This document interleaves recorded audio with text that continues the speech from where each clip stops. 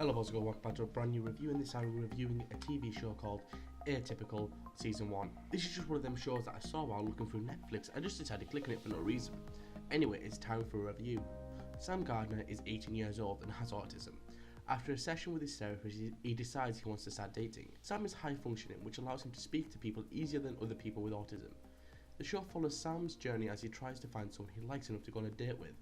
This is great news for his dad, who has struggled to find a connection with his son, while his mum, who has always had a connection, is really worried about what will happen if he gets rejected.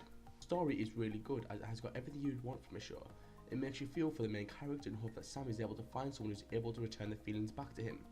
You also see his sister Casey go through her first relationship as well, but it's also a track star trying to get a scholarship. So even though the show is mainly focused around Sam, it is not the story about Sam that is the most intriguing for me. It is the relationship between the parents.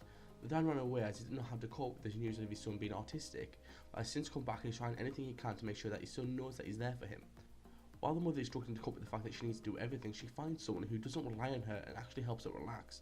From start to finish, I wanted to know more about every aspect of the story. I loved every second of it.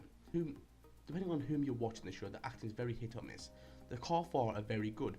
Jennifer Lee, who is Elsa and the mother, Kia Glitches, who is Sam, Brigitte Lundy Payne, who is Casey, and Michael Rapport, who is the father.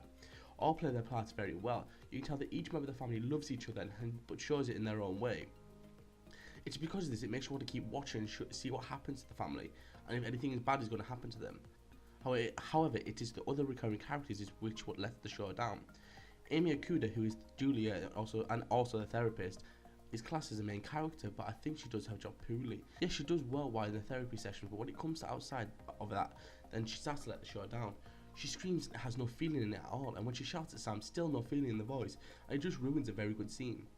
One character I have got to give special mention to is Zahid, who's played by Nick Donen. I love this character from the start. He's Sam's best friend and makes sure to give him all the advice he would need about dating and girls, but he just does it in awkward, cringy and hilarious ways. The show looks great with a mixture of the main settings being Gardner House, the high school and the place of work. This makes you feel like you know Sam better than you do because we get to see his three main areas of life. Everything looks like you would expect in an American house, high school and tech place. I loved this show, and if it wasn't for a few actors letting the cast down with bad acting, then the show would have been perfect in my eyes. Of course, I've seen some people say they don't like the way autism is being shown in this show, but this is just one type of autism, as each person with autism is different.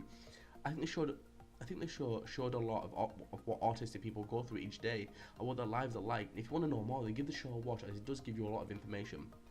I've been Aaron Morse, and I'll see you in the next one. Bye guys.